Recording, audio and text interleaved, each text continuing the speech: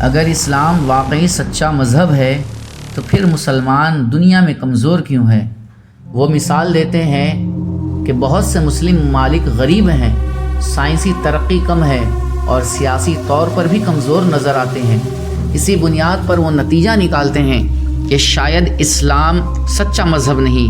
لیکن جب ہم اس سوال کو گہرائی سے دیکھتے ہیں تو ہمیں معلوم ہوتا ہے کہ یہ دلیل خود ہی کمزور ہے۔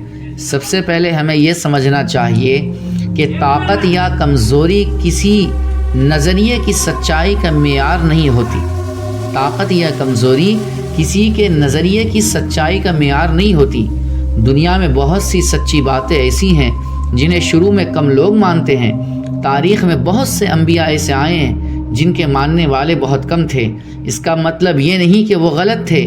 اب اسلام کی ابتدائی تاریخ کو دیکھتے ہیں۔ اسلام کے آغاز میں مسلمان بہت کمزور تھے۔ مکہ میں ان پر ظلم کیا گیا، انہیں ستایا گیا، ان کے ساتھ سختیاں کی گئیں، لیکن اس کے باوجود انہوں نے سچائی کا راستہ نہیں چھوڑا۔ بعد میں یہی مسلمان مضبوط بھی ہوئے اور ایک بڑی تہذیب قائم کی۔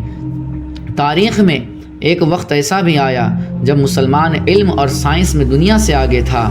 بغداد اور قرطبہ جیسے شہر علم کے بڑے مراکز بن گئے تھے۔ یہاں سائنس، طب، فلسفہ اور ریاضی میں بڑی ترقی ہوئی۔ یورپ کے لوگ بھی یہاں سے علم حاصل کرنے آتے تھے۔ لہٰذا اگر مسلمان آج کمزور ہے تو اس کا مطلب یہ نہیں کہ اسلام کمزور ہے۔